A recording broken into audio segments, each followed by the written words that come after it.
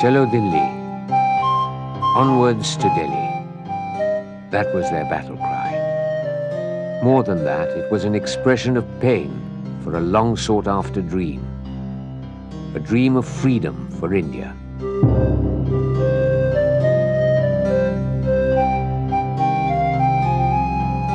Give me blood and I'll give you freedom, he had said. And from Singapore, on that overcast July day in 1943, the Azad Hind Fauj would begin its march to Delhi.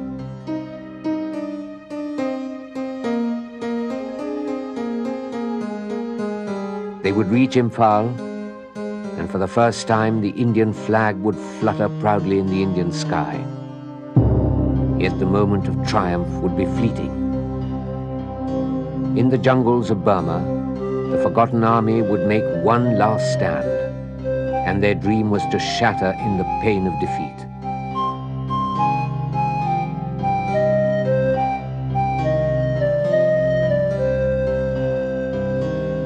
More than half a century later, some of them returned.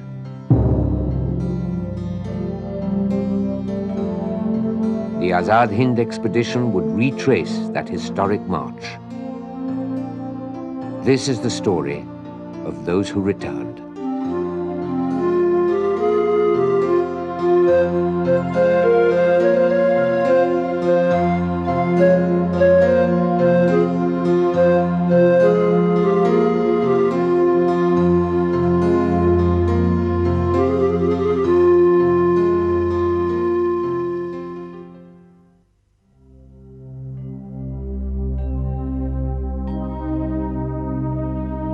Today, the bustling city-state of Singapore is an economic powerhouse, one of the Asian tigers whose roar dominates the world economy. 50 years ago, however, another roar was to go forth from Singapore, a roar that shook the very foundations of the British Empire in India. The story of the Azad Hind Fauj, or the Indian National Army, truly begins with what Winston Churchill called the worst disaster and the biggest capitulation in British history, the fall of Singapore. By February 1942, the Japanese Imperial Army's lightning advance down the Malayan Peninsula had brought it to the gates of the seemingly impregnable British fortress of Singapore. The last natural barrier was the Johor Straits, and the Japanese quickly crossed it, untouched by the island's large guns, which expected the invasion from the sea. The guns were all facing eastward, and the Japanese, on the 8th of February 1942, came in from the northwest. Across the front line, resistance amongst the 135,000 British, Australian, and Indian soldiers collapsed, as they faced only 30,000 Japanese soldiers.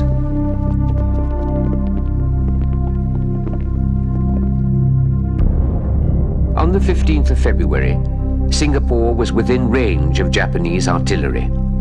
General Percival, the British commander, invited the Japanese to discuss terms of peace. Yamashita, the Japanese commander, was stunned. With only a few days' supplies and ammunition, he had in fact been thinking of calling off the final assault. But General Percival, unaware of the Japanese position, saw no way out and surrendered unconditionally. 90,000 men were taken prisoner by the Japanese. Half of them were Indians.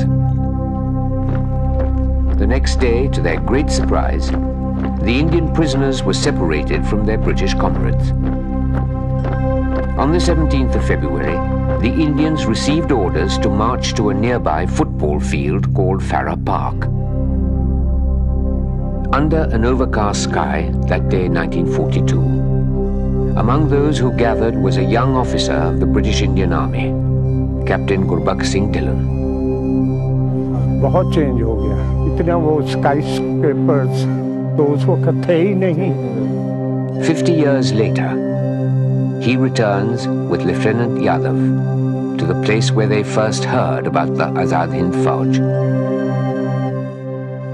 When I see this place, I'm reminded of 17th February 1942. General Percival had surrendered on the 15th evening, and we were spread out all over the island from different places. We were ordered to collect here what was called Old Race Course or Ferrer Park. So we came, and all this place was full of Indian soldiers.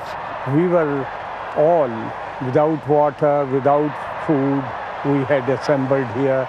Just you imagine that we had lost the battle, and we didn't know what is in store for us. And then General Fujiwara, at that time a major, he came and he said, "You Indians have been surrendered to us as prisoners, and we are Asians, so are you. Your country, the land of Buddha, the land of Gandhi, they are fighting for their liberation. You soldiers should also come forward to fight. How can a brother keep a brother as a prisoner? For us, you are free people."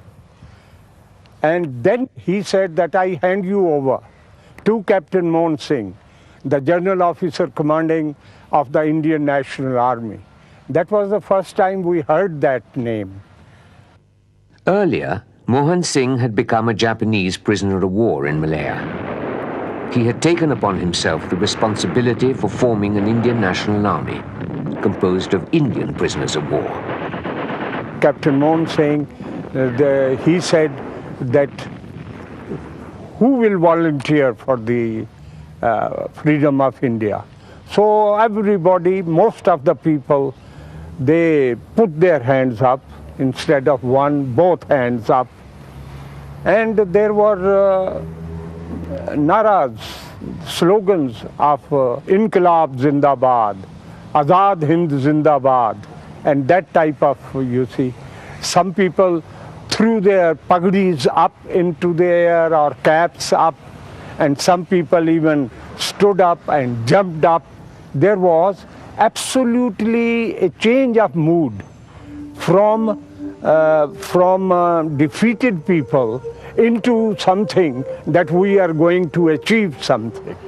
So I remained there throughout the night along with my men, struggling in the mind. And by the morning of 18th, I had decided that I will join the IN. So for me, this was the decisive place, the decisive point, somewhere over that dark place. In between was I.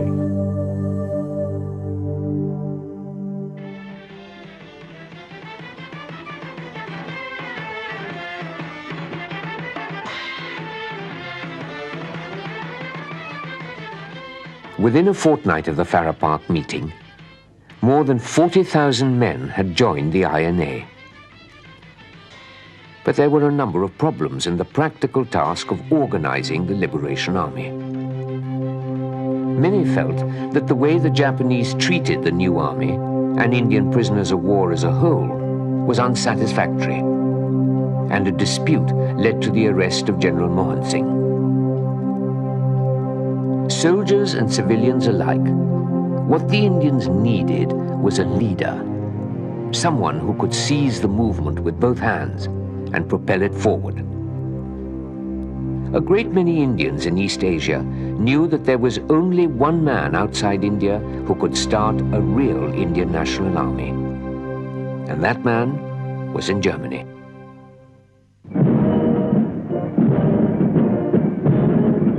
Subhash Chandra Bose had escaped from house arrest in India and reached Berlin in April of 1941. Although Bose had no sympathy for the Nazis, he had come to Germany in order to gain access to the soldiers in the British Indian Army captured as prisoners of war. Bose clearly identified the British Indian Army as the ultimate instrument of colonial control and was determined to subvert the loyalty of these Indian soldiers to the King Emperor and replace it with a new loyalty to the Indian nation.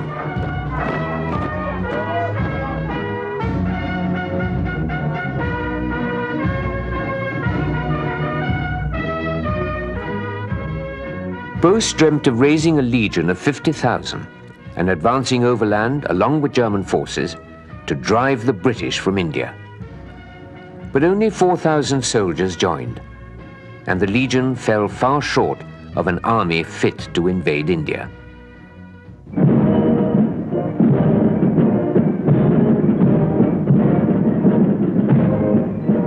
Hitler had no sympathy for Indian nationalism, and when they came face to face, the Führer avoided the issue of India's independence and Bose's demand to remove from Mein Kampf racist references offensive to Indians. Also, with the German invasion of the Soviet Union, Bose realized his hopes of invading India from overland were hopeless. Totally disillusioned with Germany, Subhash Chandra Bose and a young companion, Abid Hassan, began an epic journey on the 8th of February 1943, the first stage of which was in a German submarine.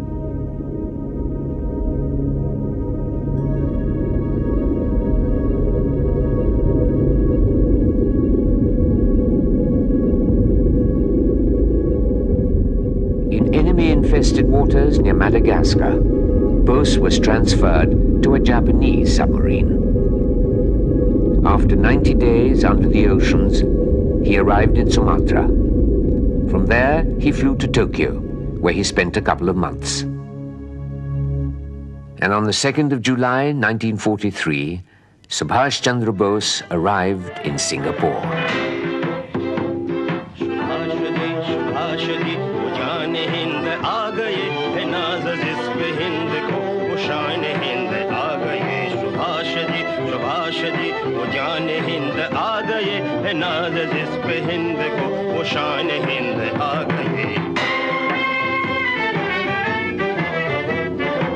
Subhash जान हिंद है सुभाष मान हिंद है सुभाष आन हिंद है सुभाष शान हिंद है सुभाष जी वो जान हिंद आ गए है नाज जिस पे हिंद को वो शान हिंद आ गए. Thousands had gathered at the Kalang airstrip to greet him on his arrival. Among them was a young doctor, Lakshmi Swaminathan.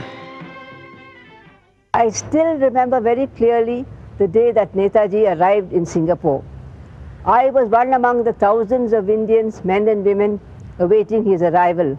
Seeing him, I knew that all the months we had passed of the INA crisis, of frustration and despair were now over, that at last we had found a leader who had come to lead us on to Delhi, on to victory. And the very next day, there was a meeting at the Cathay Hall which every single Indian man, woman and child attended, and I was also one amongst those. 50 years later, the scene of that meeting in the Cathay Cinema is still fresh in the memory of these veterans. A popular cinema theatre today, it was at that time the tallest building in Singapore. Seated in the first row at that meeting, Colonel Dillon caught his first glimpse of Netaji. It was to make an impression that would never leave him. I have come here after half a century, and looking at Cathay, I feel blessed. This is the place where I saw the great leader, Netaji Subhash Chandra Bose, for the first time. It was 4th of July, 1943. So blessed is this place, and blessed are we, because this is the spot where Netaji gave us first appearance, first audience, this Cathay Hall was packed like sardines by representatives of all the Indians from so many countries.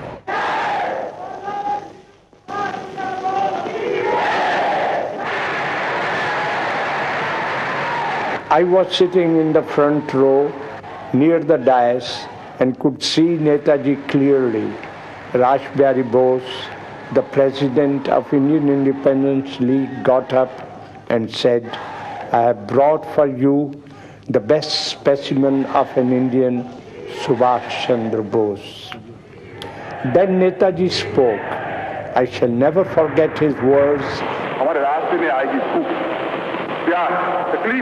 We will encounter hunger, thirst, and death on the way. It cannot be said how many of us will return alive. The point is that in the end, we shall achieve our goal. India shall be free. Even on that very first day, we could all feel that now we had found a leader whom we could follow till the end, a leader who would never let us down, a leader who was very courageous and would not expect any one of us to do anything that he himself was not prepared to do. In the months that followed, Netaji addressed a series of public meetings that were to transform the lives of thousands of Indians in Singapore, and in fact all over Southeast Asia.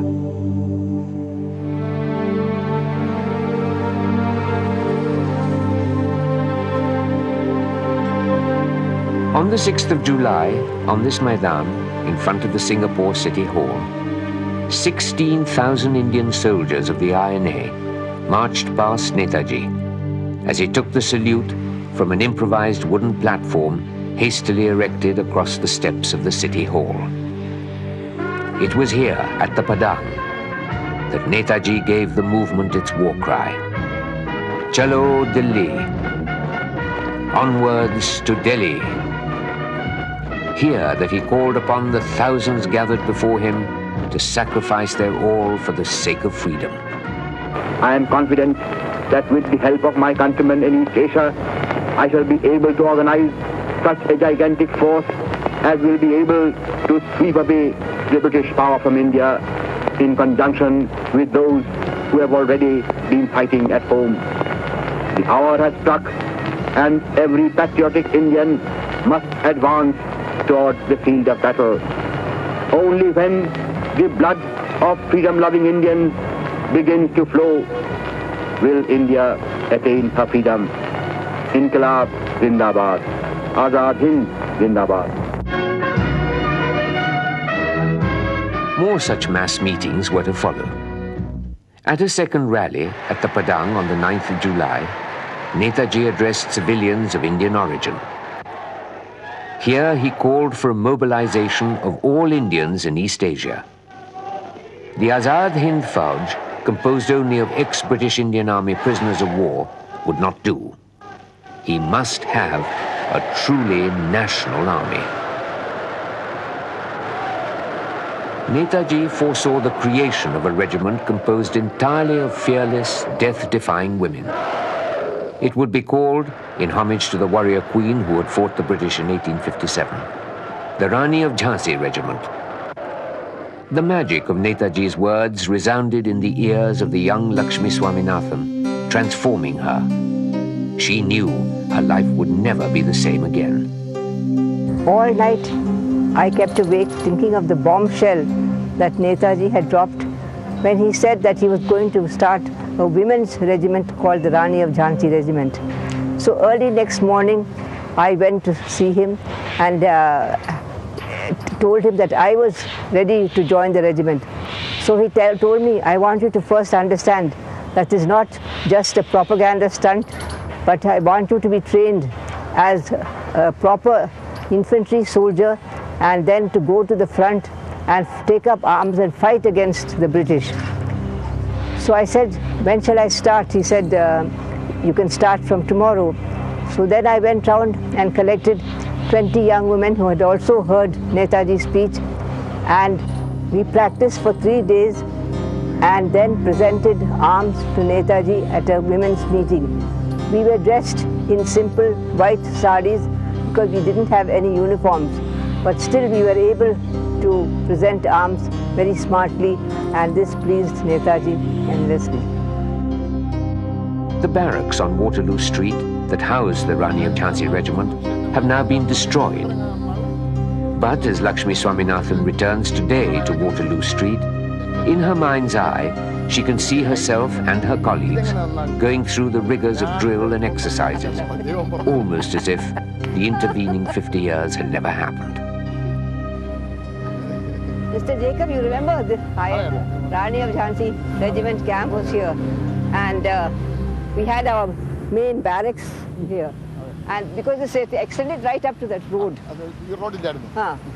And so that was our training grounds. Especially seeing this place, I can see all my Ranis, as we were called, you know, lined up here. We used to start at 6 o'clock in the morning.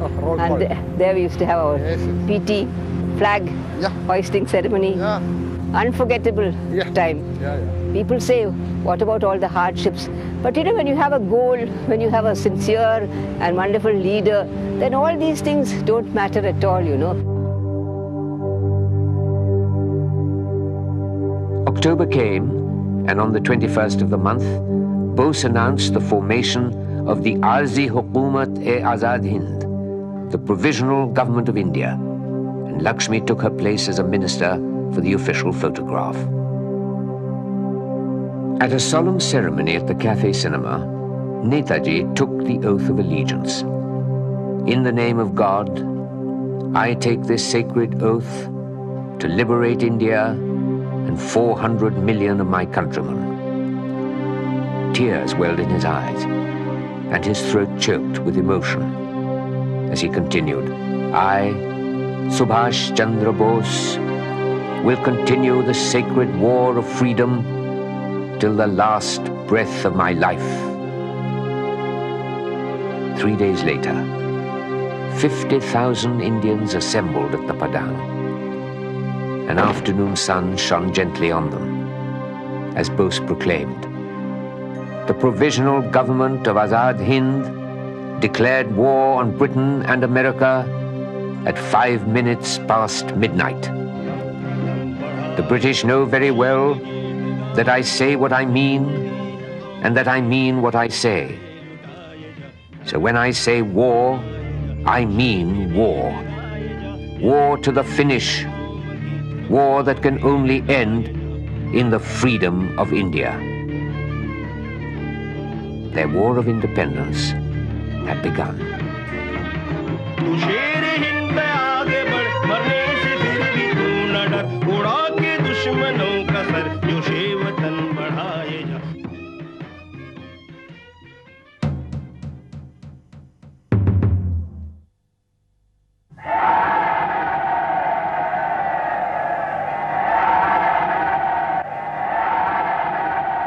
Singapore, renamed Sayonan by the Japanese, was established as the supreme headquarters of the INA.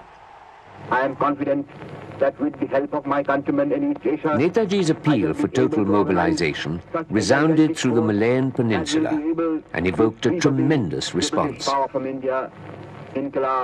Penang to Johor Bahru, Indians came forth by the thousands to volunteer. Malaya became the INA's principal recruiting ground for civilian volunteers, as thousands upon thousands began enlisting. It was from the grounds here, at the Royal Selangor Club in Kuala Lumpur, that Netaji gave his call to his fellow countrymen in Malaya. On the evening of the 5th of September 1943, a 16-year-old girl, Janaki Thevar, arrived at the ground 2 hours early to get a good glimpse of the man she had read so much about in the newspaper. In August 1943, Netaji Subhash Chandra Bose had arrived at this Selangor Club Padang. So I was preparing myself to come here by 6 o'clock, but then I had to leave the house at 2 o'clock in the afternoon. So I took my bicycle and paddled along.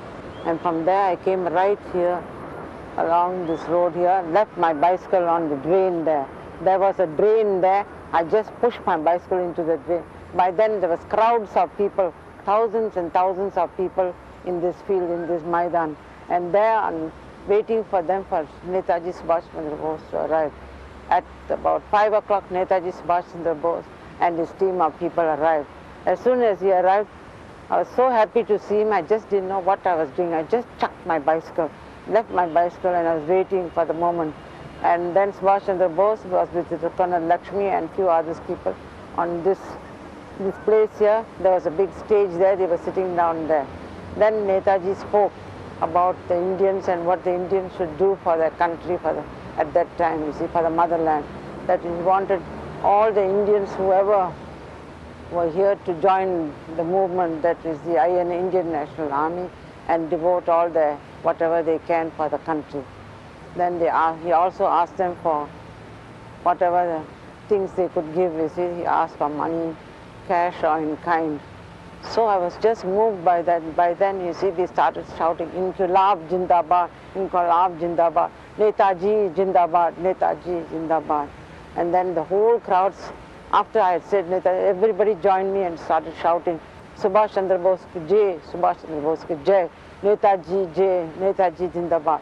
Then at once, after he had said that he wanted people to give a contribution, so I just kept out my bicycle and just took out my chain, took out my earrings and walked across the field and just handed over my earrings and my chain and my earrings to Subhash Chandra Bose and I gave it to him. Her life was to change that evening.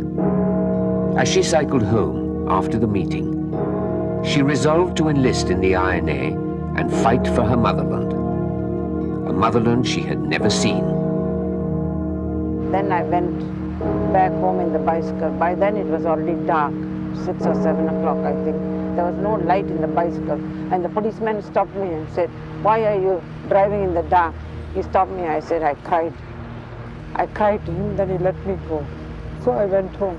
As soon as I went home, I left my bicycle at the fence of the house, and then I went back and I washed my hair, thinking my mother won't be able to detect that my earrings was missing. So I went back and slept. Janaki believed that Captain Lakshmi was the only one who could help her. Through a friend of her father's, she prevailed upon Captain Lakshmi to come to her house and help convince her father. The next evening, about 4 or 5 o'clock, Colonel Lakshmi and a few others came to my house. And then I had prepared a big tea for them. Then I had already taken my form, you see. There was an age limit, you see, for young girls. So if I planned myself, if this was the time, if I don't give my father to sign this form, he may change my mind, and his mind and would not allow me to join the regiment. So at once with Dr. Lakshmi there, who was very cooperative with me and told my father, it's nice for your daughters to join. Your daughter is wonderful. She can join the regiment, and he must be very happy that she is joining the regiment for the cause of the country. Then my father said, okay, she can join. So what I did, at once I got the form, filled it, and gave it to my father. My father said, keep it, I'll sign it later. No, father, please sign it now. He said, we'll keep it later, but I still insisted on him signing. Then I managed to get him to sign permission for me to join the regiment. As they strolled today over the manicured turf of the Selangor Club's cricket ground, they're overcome by a flood of memories. Little did they imagine then that this 16-year-old, who had lied about her age so that she could enlist, would go on to become second in command of the Rani Jhansi regiment.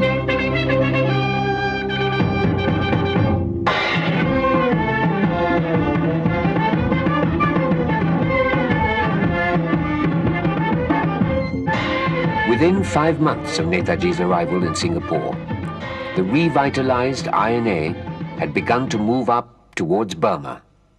And by December 1943, the INA's 1st Division had reached Rangoon. The delta of the mighty Irrawaddy River is like a hydra-headed monster. The river flows into the Bay of Bengal through several mouths, on one of which lies the port town of Rangoon, Burma's most important commercial center for over 300 years, and its capital since Burma fell to the British in 1885.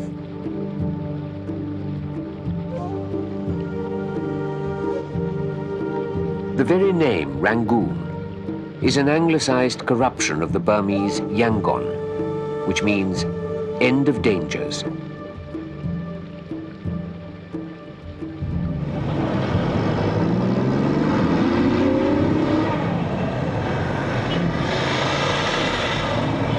The supreme command of the INA was transferred from Singapore to Rangoon in January 1944.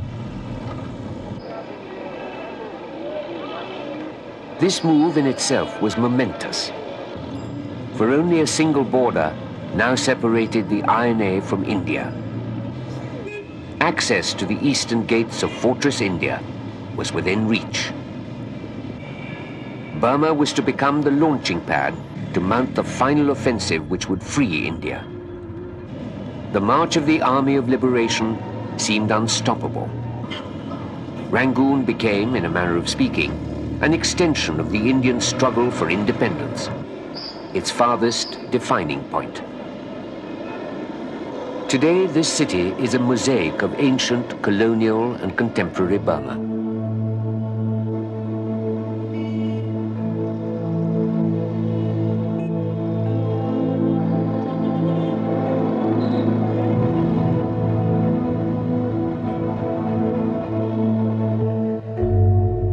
But nothing in Rangoon is as imposing as the glistening gold stupa of the Shwedagon Pagoda, which continues to dominate Rangoon, as perhaps no other single structure does in any other major city of the world.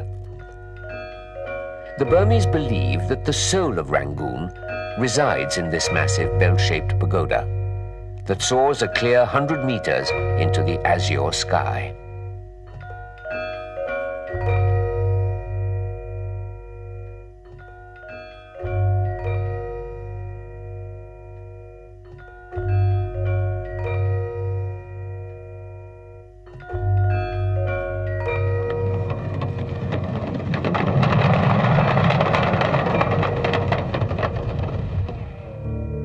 Fittingly, when the INA's veterans retrace the route they took half a century ago, they first pay homage to the soul of the city that harbored their supreme headquarters during the war.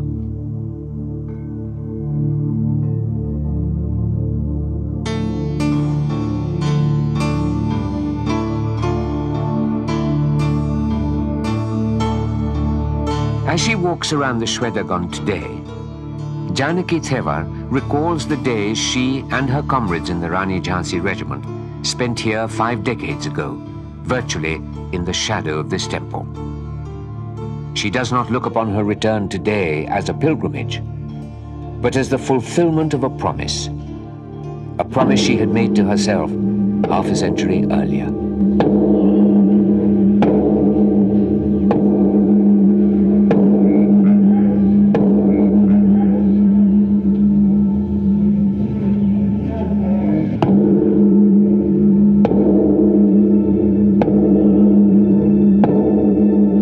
After refreshing ourselves, after training, when we used to come back, we used to come to this Buddhist temple every evening.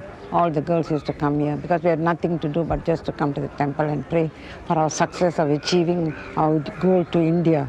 And then we made a wish. We used to come and hit the gong. Just before we were about to leave, Netaji came to the camp and he said, "I'm afraid, girls, you all have to go back home. Things are not so good, so you have to go back."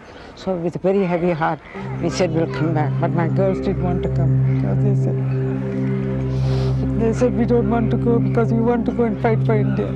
And then I came myself alone. I hit the gong and I said to myself, I will come back one day, and I hit them. Now after 50 years I'm coming back to this country, which I feel very happy and proud.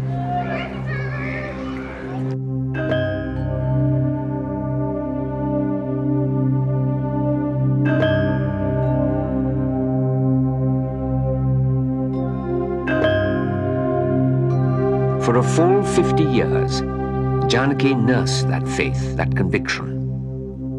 Now she feels vindicated.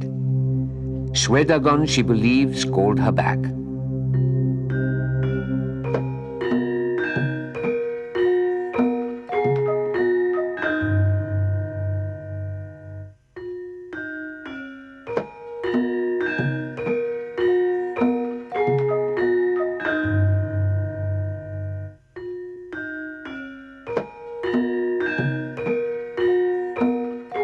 Janki is not alone. The Burmese people share her faith too. It draws them to the temple long after the sun has set, and nothing lights the night sky but the gilded glow of the Shwedagon pagoda.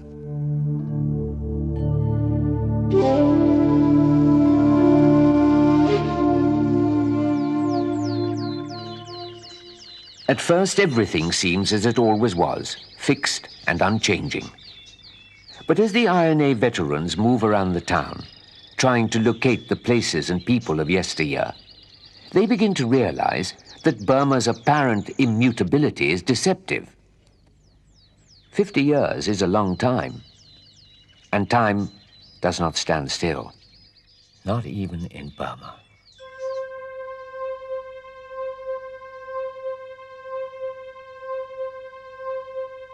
The Cambay Recruitment Center, once teeming with activity, is now an abandoned scrapyard. The Cambay railway station, from where thousands of INA soldiers embarked for the front, stands revealed today as just another suburban station. Slums have overrun the Gaushala training grounds. The days spent here training for the march on Delhi can be retraced only in the mind's eye, through the prism of memory.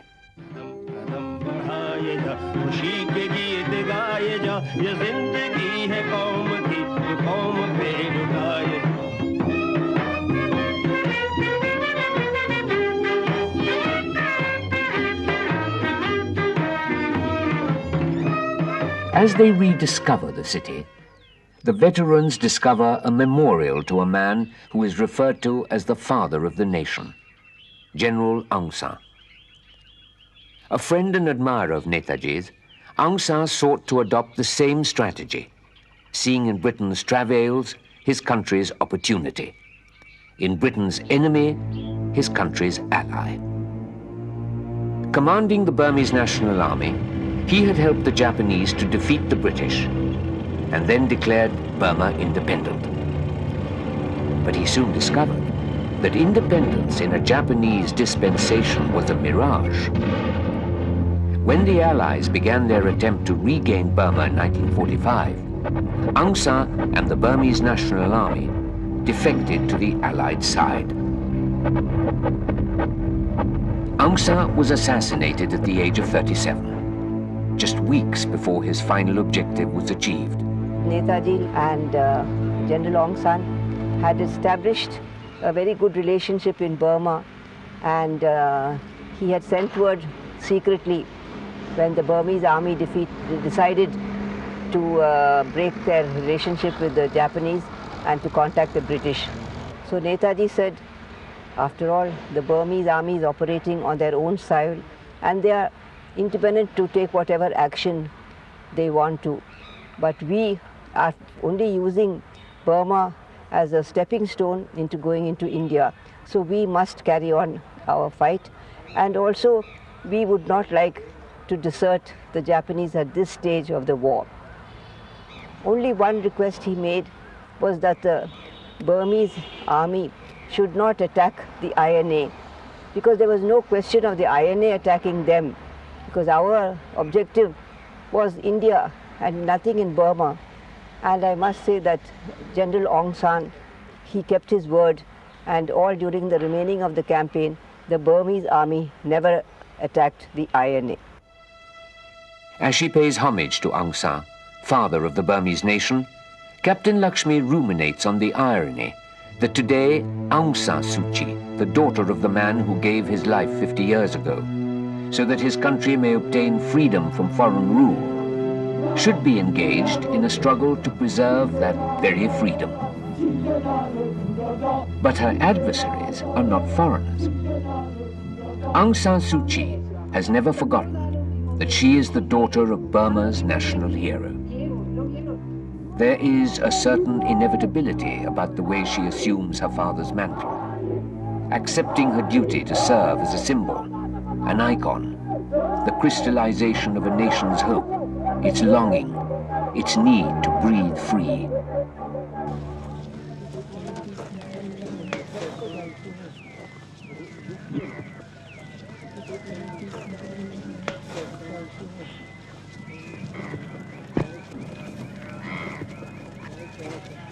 What the veterans are so eagerly looking for is the house that served as the INA's supreme headquarters, and where Netaji also stayed for some time. Will it still be there? Is the question they ask themselves. This is Jama House, Netaji's used office in olden days. Ormore was a child during the war, living on what was called Jamal Avenue.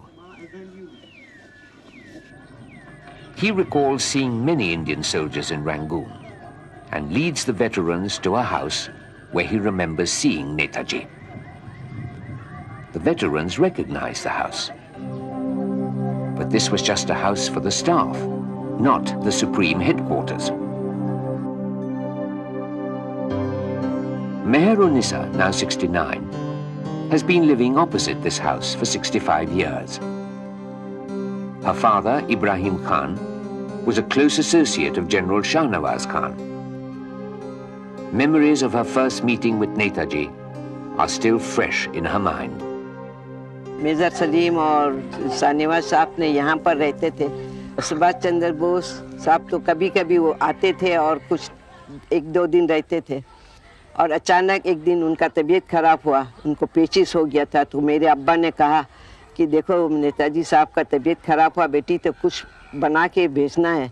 तो जी मैंने तो क्या कहा, मूंग का दाल का खिचड़ी और पुदीना की चटनी और मैंने पीस के भेजे। उन्होंने 2-3 दिन खाए, खा के बहुत खुश हुआ और उनकी तबीयत भी अच्छा हुआ। फिर उन्होंने एक चिट्ठी लिख के दिया है मुझे कि कच्चा कटहर की तरकारी का। तो उन्होंने लिख के दिया, तो मैं उसी तरह वो लिखा वही तरह उससे बढ़ के भी मैं मसाला डाल के उनको पका के भेजा, तो बहुत खुशी हुआ। फिर मैंने एक दिन कटहर का कुछ भजिया बना के भेजा, तो वो भी खा के बहुत खुशी हुआ। तो फिर उन्होंने मेरे अब्बा को कहा कि लड़की को मेरे पास बुला के आओ, तो मुझे लेके गया। तो मुझे कहा कि तुम क्या मांगता मांगो। मैंने कहा मैं कुछ नहीं मांगता, आप अच्छा हो गया, आपकी तबीयत तो मुझे बस है। तो उन्होंने मुझे फूल का हार पहनाए थे। फिर अचानक ऐसा हुआ कि लोग जाने का हुक्म हो गया, चला गया शाहनवाज साहब और नेताजी साहब। जाके कहा था कि हम जाके आप लोग को वापस कुछ भेजेगा खत। तो मैं खत का इंतज़ार अब तक करते थे, तो कोई खत नहीं है, ना शाहनवाज साहब का आया ना नेताजी साहब का आया। तो कुछ हम लोग को तो कुछ खबर ही नहीं मिला। यहाँ पर मेजर सलीम, शाहनवाज और बहुत सब लोग यहाँ रहते थे इसी बिल्डिंग में। Meher-un-Nissa leads the veterans to what was once the supreme headquarters of the Azad Hind Fauj. एक जगह पर लाई है, नेताजी ऊपर बैठते थे जी, और शाहनवाज साहब बैठते थे, मेजर सलीम बैठते थे और बहुत साहब लोग भी, अफसर लोग बैठते थे। आप ये नीचे कमरा में थे, नीचे कमरा में थे जी। To Captain Yadav, this is like a homecoming. Stationed here during the INA stay in Burma, he had many an occasion to observe Netaji from close quarters. Walking in this familiar courtyard, he can feel all over again the courage, resolution, and high degree of motivation the INA had reached by the beginning of 1944.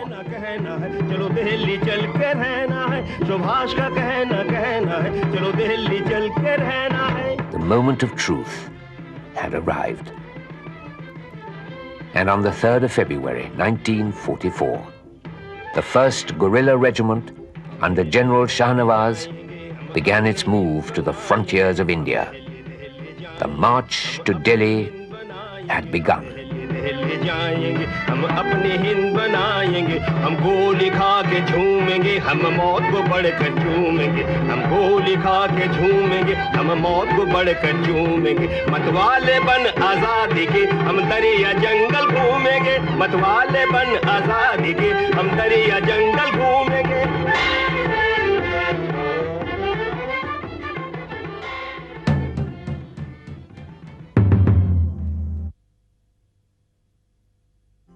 By early January of 1944, the INA had established its supreme headquarters in Rangoon, and by the end of the month, a full-scale attack was launched on two fronts, the Arakan and Imphal. While INA troops sped towards Imphal, Netaji established his advance headquarters at Memio, a small town in the hills east of Mandalay. With their advance headquarters now at Memio, the city of Mandalay became a transit center for the INA's troops.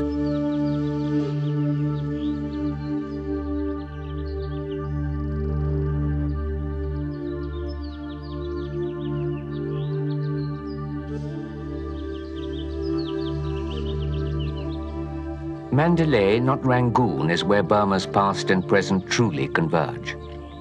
It is the historic city from where Burmese kings rule the whole country. And even now, it reflects the cultural heartbeat of the Burmese people.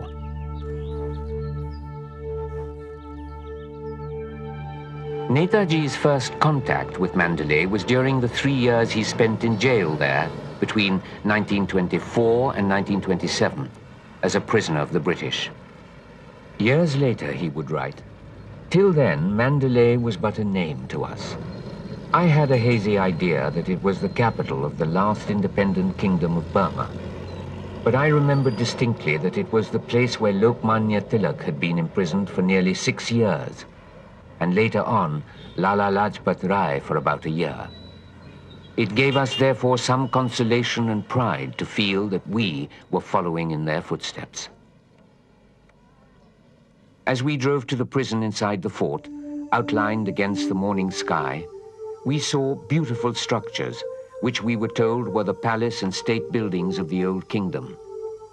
The memory of the good old days that were no more produced a pang in our hearts, and we began to wonder when Burma would once more be able to fly her flag of independence.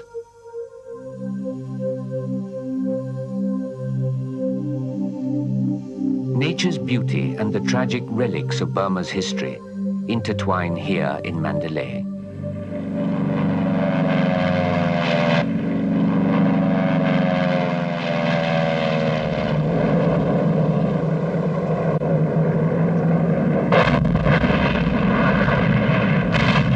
On the 20th of March 1945, this fort was bombed so heavily by the British that the interior of the fabled Golden City was reduced to rubble and ashes.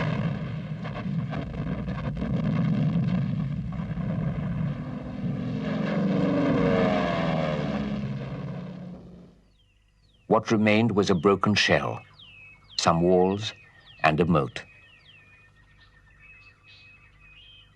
Today, a replica of the once magnificent palace is all there is to remind one of Burma's past glories. Captain Lakshmi returns to this palace half a century after she first discovered it. And as she walks through the palace, she relives her days here with the women of the Rani Jhansi regiment who were on their way to Memio. As the sound of her footsteps resound in these empty spaces, she can, even now, hear the laughter of her comrades and see the shine in their eyes, so certain were they of victory then.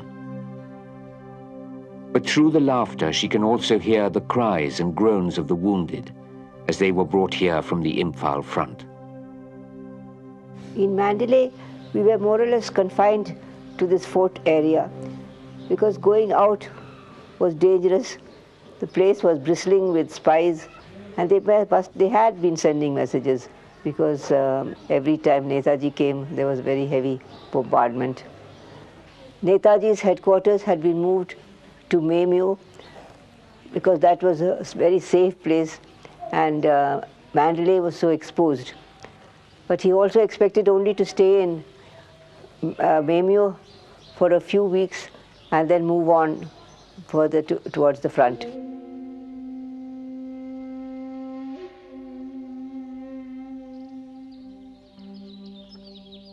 For months, this beautiful town on the edge of the Shan Plateau was to be the hub of the INA. Within a week of Bose's arrival in Memio, Captain Lakshmi brought up a contingent of the Rani Jhansi regiment. During the Imphal campaign, Memio was very important to us because it was here that Netaji established his advanced headquarters, and various units of the INA were also based here. The Azad Hind Dal was also the advanced party because they were to be the civilian forces once we occupied various parts of India. They were also here, and I brought up one unit of the Rani of Jhansi regiment also to Memio, and we started training here and preparing ourselves for advance.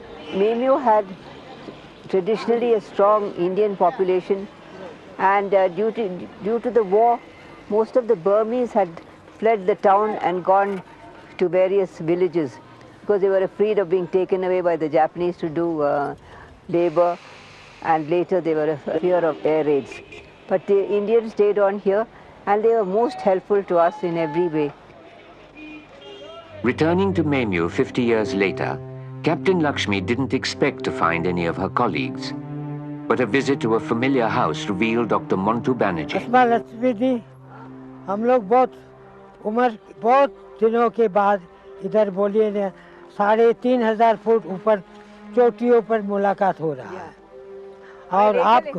और आपको हम ले चलेंगे जो आपका प्यारा जगह था, यानी आपको दिन बचपन का दिन याद आ जाएगा, आप लोग किस तरह INA में कटाते थे। Montu Banerjee was the main supplier of medicines to the INA and had become a close associate of Netaji's during the leader's stay in Memio.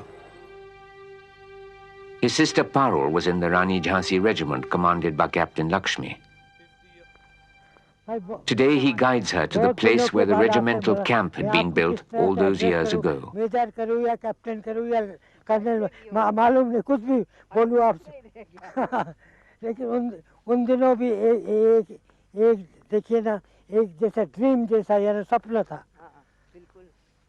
I am very happy we have found this place, because this building is exactly as it was when we had the Rani of Jhansi regiment camp here. But only this overgrown place that you see here was all nicely levelled as a field, and we used to have our flag post here in the middle. Dr. Banerjee, now 84, leads a solitary existence here in Memio, and all he lives on are his memories. I possess nothing now, but still old people, when we meet each other, we remember those old days. You remember when I brought the one platoon of Rani of Jhansi regiment girls and we came to your village? We went back very late. We got back to our camp after midnight. After midnight. So Major Lakshmi came to our camp, you know. It was late at night. That time, that road was full with tigers and bears and even leopards. So we told them, don't take the risk. They said, no, we are after all soldiers. We got to go to the Kohima front. We'll advance with these few girls that are with me, will go to the front.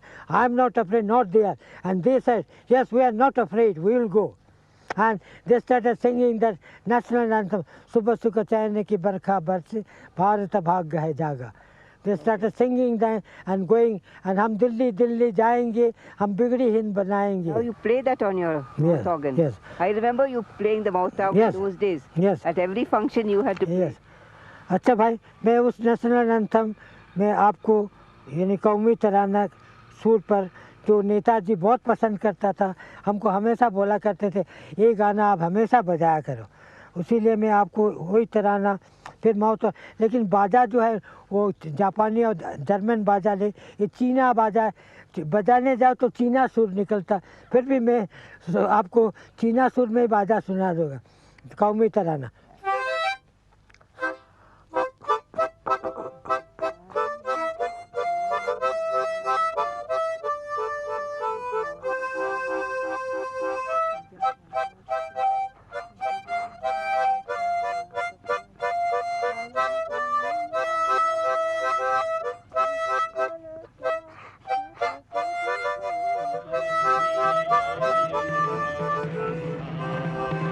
तेरे नित्य गुण गाए तुझसे जीवन पाए सब तन पाए आशा सूरज बन कर जग पर चमके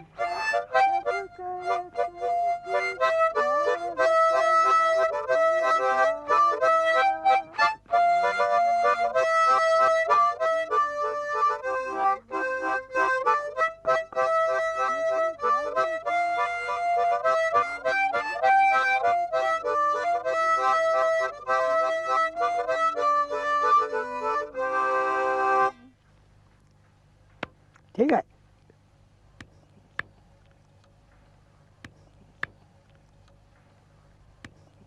That other song he used to sing, हम दिल्ली दिल्ली जाएंगे, हम फिल्म बनाएंगे. भूल गया सर.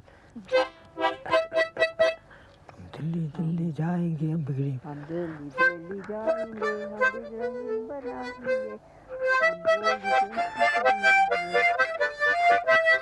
सुभाष का कहना है कि हम दिल्ली चल कर रहना है. सुभाष का कहना है, दिल्ली जाके रहना है.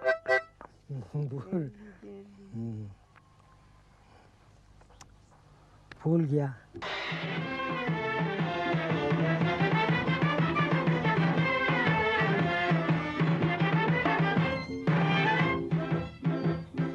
दिल्ली दिल्ली जाएंगे हम अपनी हिंद बनाएंगे हम दिल्ली दिल्ली जाएंगे हम अपनी हिंद बनाएंगे फौज बन के रहना है दुख दर्द मुसीबत सहना. The words may be a bit rusty and parts of the refrain forgotten, but his spirit is undiminished, as strong as before.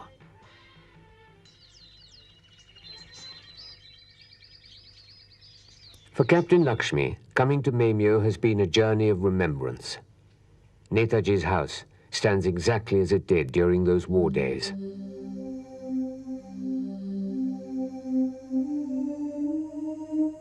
This house was privy to every fluctuation in the INA's fortunes. It was here that objectives were discussed, strategies devised, orders given and orders taken. Here, Netaji and the INA leadership swung between euphoria and despair as news of military victories and reverses trickled in. Captain Lakshmi was a frequent visitor to this house, often participating in discussions or receiving dignitaries.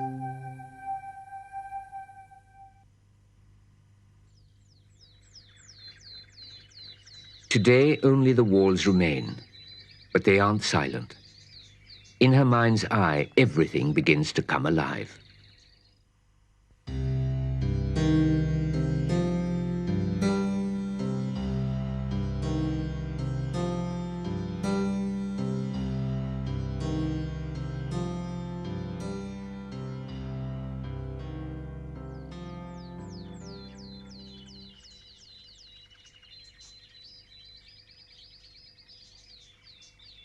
Our INA troops were advancing towards Imphal, and Netaji was preparing to follow them as soon as news of the fall of Imphal to our forces was heard, and that we were now on the road to Delhi.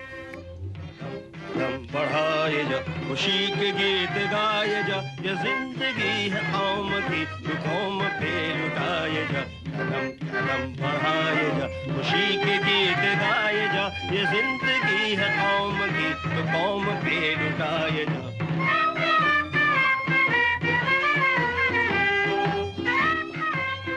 The Japanese and the INA had begun their offensive on the Imphal front in March of 1944. And on the 18th of that month, the INA had crossed the border. At last, they stood on Indian soil. In less than a month after that, Kohima had been surrounded. And on the 14th of April 1944, Sardar-e-Jung Colonel Shaukat Ali Malik hoisted the Indian flag at Moirang in Manipur. For the first time, the Indian flag could flutter proudly on its own territory.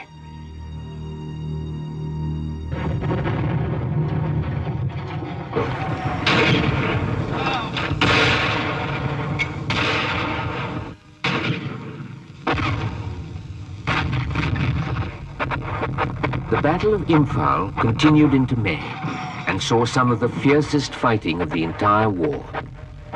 The INA attempted to reinforce its position and tighten the noose around Imphal, but time was running out for the INA.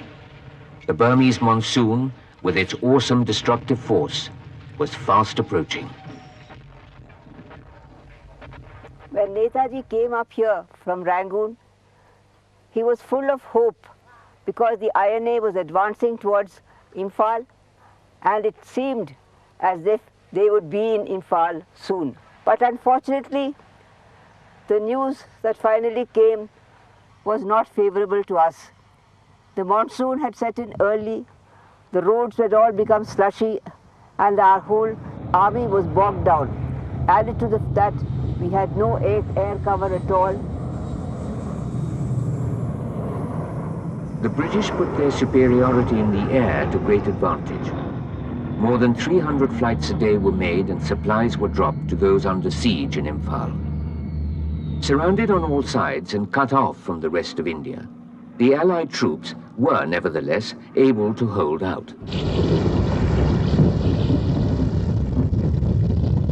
On the 1st of June, the monsoon broke over Burma in fierce torrents.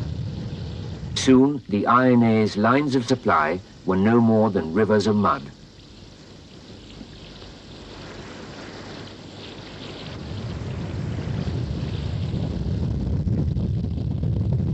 It was plain that the thrust through Imphal couldn't be continued.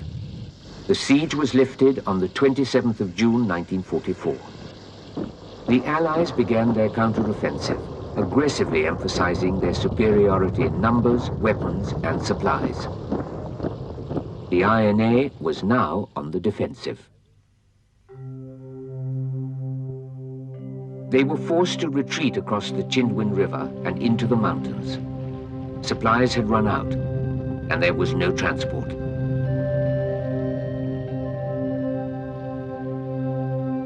The INA lost 400 in battle, and another 1,500 to disease and starvation. No more than 2,600 survived the siege, and of these, 2,000 were in urgent need of medical care.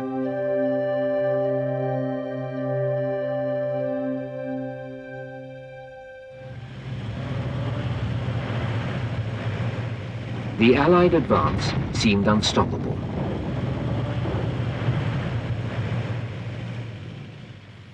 The last time I came here was when Netaji invited me to dinner, and I found that General Shahnawaz had just come up from the front. General Shahnawaz gave Netaji a detailed picture of the front and the condition of our troops. And it was suggested that the Mount Popa Bagan area should be held across the Irrawaddy to prevent the British moving forward as rapidly as they were towards Yangon. So rapid was the Allied advance into Burma that Maymyo had to be abandoned. Captain Lakshmi, with a few others, retreated to the remote Inle Lake in the Shan Hills.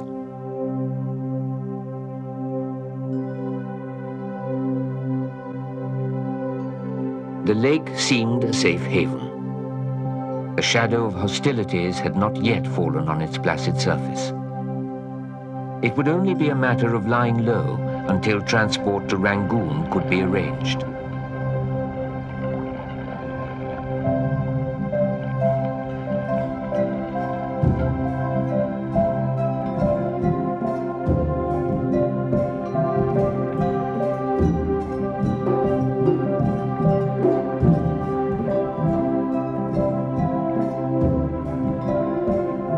A Shan chief gave Captain Sehgal and her soldiers shelter in one of these homes built on stilts.